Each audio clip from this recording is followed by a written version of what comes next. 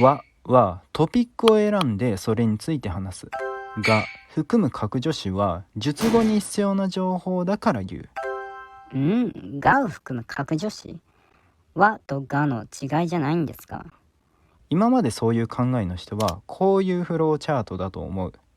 はい。いつ和を使っていつがを使うのかわからなくて。そこがまず違うんだよ。つまりこっちが正しいフローチャート。全然違う。これは美味しいはこうだし、これが美味しいはこう。美味しいはこうだし、彼はこれが美味しいと言ったはこ和かがの二通りじゃない。う。つまり和とがどっちかじゃなくて、その分にトピックがあるかないか、そして格助詞が必要か必要じゃないか。じゃあがと和を比較しないってこと？する必要は全くない。だってがはおとかでと同じ格助詞、和は取り立て助詞って言ってフィールドが違うんだ。そもそも比較できないのか。そう、トマトとバスケットボールを比較しろって言ってるようなもん。いろいろな説があって YouTube で一番見かけたのは、がは前が言いたいことで和は後ろが言いたいことっていう説明。違うんですか？じゃあこれ聞いて。池袋もね、いろんな人がいるよね。なんかいろんな人に優しくて、俺はそれがすごく好きなのよ。これは僕が池袋の何が好きかって言ってるところ。もしが前が言いたいことならそれでしょ。和ならそれがすごく好きなのよ。なの。A さんは何が言いたかったんですか？俺はそれがすごく好きって言いたかった。だからそのまんまじゃないですか。それを言ってる時点で全部言いたいことだから。じゃあ次これ聞いて。会社と生き物だとしたら、やっぱり多様性がある方が引き出しが多くて、わかった？言いたいことがいっぱいあるってことになっちゃうな。っていうか言いたいことで区別って人によると思わない？まあそれは思います。つまりがか和っていう一つの基準じゃない。トピックがあるかないか、そして格助詞が必要か必要じゃないか、この2つの基準。じゃあどんな時にトピックがあるかないか、そしてどんな時に格助詞が必要か必要じゃないか教えてください。じゃあまず和のトピックから見ていこう。そのスラムダンクの桜木はもう最初はダンクばっかしてた。もうダンクがかっこいいからダンクばっかしてて、もう普通だったらね。和は話し手がトピックを示す。つまりこれから何々について話すよってこと。相手もそれについて話すってわかりますね。そう、これは学校あるあるなんだけど、入学式最初の日、先生が一人一人自己紹介してって言って、じゃあ名前、性格、趣味を言ってっていう。バイトの初日とかでもありますね。んで一人一人、名前は大崎奈々、性格は負けず嫌い、趣味はタバコとか言う。はい、このトピックについて言ってますね。そう、これが和の機能。そして普通の文からある部分を和をつけてトピックとして選ぶこともできる。はい、がとを以外の格助詞も和をつけられるんですよね。そう、このトピックにするプロセスはステージに並んでるものの中から一つにスポットライトを当ててそれについて話すイメージ。はい、一つを選ぶんですね。よく和は比較を意味しますって言われる。例えばナルトは好きだけどサスケは嫌いみたいな。はい、ナルトとサスケの比較ですよね。まあそうなんだけど、比較は文脈による。いつもそういう意味があるわけじゃない。例えばダイハードは面白いって言ったら他の全部の映画が面白くないって意味じゃないし。まあそうか、文脈によるか。じゃあなんで比較のニュアンスがあるんですか？スポットライトを当てるってことは当たってないやつがいるんだよ。なるほど、こいつじゃなくてこいつって選んでるからか。そう、だから和は否定と一緒に使うことが多い。なんで？肯定との比較だからだよ。否定は肯定が前提にあるっていう比較だから。ああ、なるほどね。でも文脈によるんでしょ？その通り。トピックにする和の機能は分かりました。でもトピックにしない場合もあるでしょ？例えば A が最近なんかハマってるものあるって聞いてきて B はこれを言いたい。なんて言う？クラブにハマってる。そう。なんでクラブにはハマってるっていうトピックにしないの？ああ、それでも通じるのになんでだ？つまり思考のプロセスでトピックにするのには選ぶ作業がいるんだよ。さっきの質問を聞かれたらハマってるものを探すでしょ。逆にステージの上に並べてこれはハマってる、これはハマってないっていちいち選ばない。まあ確かに、いちいちトピックにしてから考えないで、こっちの述語から考えます。 OK。 じゃあこの流れで各女子に行ってみよマジ可愛くない？私ああいう女の子の方が好きなのちょっと気が強くて、でも優しい。日本語の文の種類は大きく分けて3種類。名詞文、形容詞文、動詞文。述語ですよね。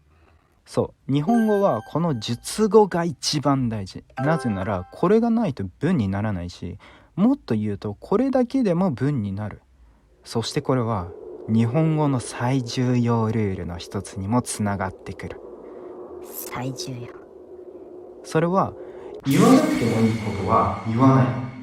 ああ、日本語ってハイコンテキスト文化って言いますもんね。そう、文脈がめちゃくちゃ重要。じゃあこれ聞いて。はい、A です。今日も前回に引き続きポッドキャストの A さんの自己紹介ですね。私がって言ってないでしょ。はい、だって言わなくてもわかるから。その通り。これはチャートで言うとここだね。述語だけの文。なるほど、述語だけでもいい時もあるのか。っていうことはつまりがとかをとかっていう格助詞は言いたいんじゃなくて必要な時につける。必要じゃなかったらいらない。なるほど。じゃあ格助詞は述語が基本なんですね。そういうこと。まず述語がある。それだけで OK なら格助詞はいらないし、必要なら入れる。必要か必要じゃないかか。例えば料理教室で先生が切ってくださいって言ったらどうする？何をってなります。そうでしょ。だから玉ねぎを切ってください。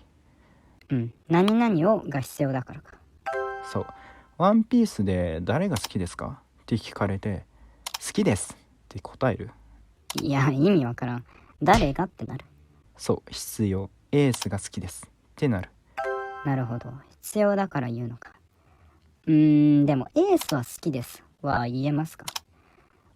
無理やり比較するために文を作らないで、まず文脈を考えよう。あなたはエースが大好き。もう部屋にはエースのグッズたくさんで、もうワンピースの中でエースしか勝たんっていう感じ。その状況でワンピースで誰が好きって聞かれたらエースが好き。そうでしょ。頭の中で選ぶ必要なし。だってもう決まってるし。じゃあケース2。ワンピースのキャラってあんまり好きになれないんだよね。わかるわ。なんかあんまり闇がないというか。確かに。でも俺エースは好きだよ。なんかステージに並べて選んでますね。そう、スポットライト当ててるでしょ。なるほどね。だんだん分かってきたな。じゃあ次でトピックにするかしないか、そして格助詞がいるかいらないか、仕上げといきますか。クロロはあんまり分かんない。クロロはね、なんかもう儚い。すごい大切にします。じゃあケース1、まずこれを聞いて。自分の就活を振り返ってみて何点つける？70点かな。？70点か。根拠は？根拠はね、俺が、お菓子扱ってる会社で働きたくて。A さんが根拠はってトピックにして聞いて、それを Y さんも言って考えてる。そう。こんな風に相手がトピックにしたものを自分も続けてはっていうことができる。なるほど。で、述語に必要な情報を言ってますね。そういうこと。トピックがあって格助詞も必要な文だね。でもトピックにできるのは分かったんですけど、根拠はって言う必要もないんですよね。だって分かるから。そうだね。でもこれもはの機能の一つ。とりあえずトピックにして考える。ちゃんよつは聞かれてすぐ述語が浮かんだと思う？なんか考えてる感じがしますね。その通り。基本的に述語がすぐに決まったら、それから必要な格助詞をつけて言えばいい。つけなくていいならそれでもいい。でもすぐに述語が出ない時もある。言いながら考える時もありますね。そういう述語がまだ浮かんでない時に、とりあえずはを使う。そこから述語を考えて必要な情報を言う。なるほど。格助詞は述語次第で必要か必要じゃないか決めるけど、トピックはそれについて話すってだけ伝えれば、あとは何でも言えるからか。そう、その通り。はの前のトピックは必要じゃなくても言える。それに頭の中にあるもの何でもトピックにできる。さらに後ろは過去の文法とか気にしないで言える。確かにイギリスで来ましたはおかしいけど、とりあえずイギリスはって言って私の出身ですって言えるしね。そういうこと。述語の文法をひとまず気にせずはって言える。じゃあケース2、日本に留学してきました。初めて会った人。どこから来たの？なんて答える？イギリスから来ました。そう、イギリスからが述語来ましたにとって必要な情報。どこが来たのが言えないのはなんでかわかる？選ぶ以前にそれがわからないから。そういうこと。